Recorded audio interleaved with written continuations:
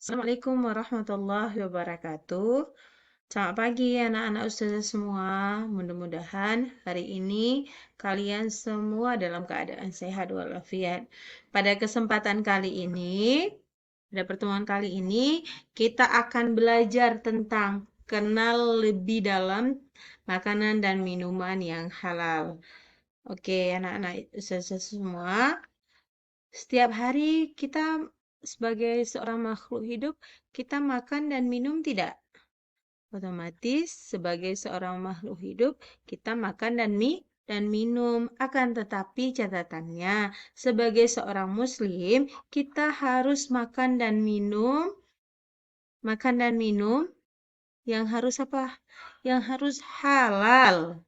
Nah, apa sih makanan dan minuman halal itu? Makanan dan minuman halal adalah yang dibolehkan untuk dimakan dan diminum menurut ketentuan syariat Islam.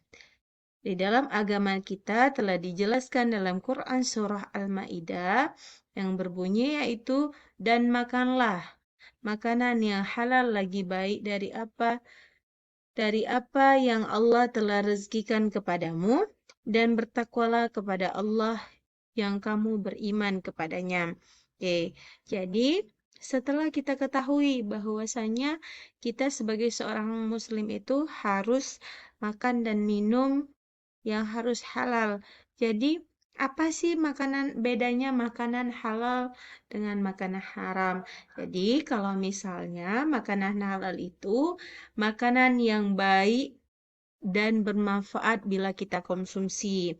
Sedangkan makanan haram adalah makanan yang nantinya bila dikonsumsi tak jarang bisa menyebabkan penyakit. Oke, pada kesempatan kali ini kita akan belajar kriteria makanan dan minuman yang halal. Yang pertama itu adalah halal secara zatnya. Ada yang tahu tidak halal secara zatnya? Ya, yang dimaksud dengan halal secara zat di sini adalah hal ini berarti makanan dan minuman halal harus terbuat dari bahan yang halal pula, tidak mengandung unsur-unsur yang diharamkan menurut syariat. Contohnya seperti nasi, susu, telur, dan lain-lain. Jika ada zat-zat yang terdapat dalam makanan tersebut, contohnya misalnya zat beracun, zat yang memabukkan, maka makanan itu haram kita konsumsi karena dia dapat merusak tubuh kita. Yang kedua, yaitu hal cara memperolehnya. Memperolehnya ini artinya makanan yang kita dapatkan dengan cara yang baik, bukan batil, bukan hal mencuri, rampok, menipu, korupsi, ataupun merugikan orang lain. Jadi, ketika kita memperoleh sesuatu makanan itu dari hal-hal yang batil masuk ke dalam tubuh kita, maka tubuh kita dengan makanan itu akan mendarah daging dan menjadi haram kita makan. Dan yang ketiga adalah halal cara memprosesnya. Adapun halal cara memprosesnya itu dengan cara yang halal pula. Cara ataupun proses pengolahan yang halal itu contohnya misalnya hewan.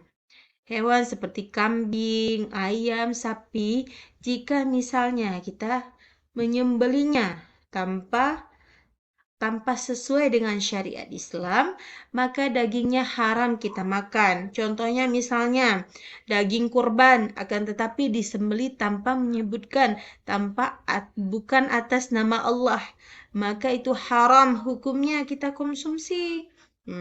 Oke. Jadi demikianlah, itulah 3 kriteria makanan dan minuman yang halal kita konsumsi. Yang pertama, halal secara zatnya.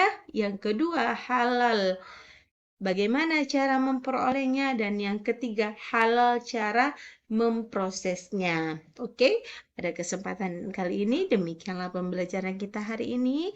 Akhirul kalam. Assalamualaikum warahmatullahi wabarakatuh.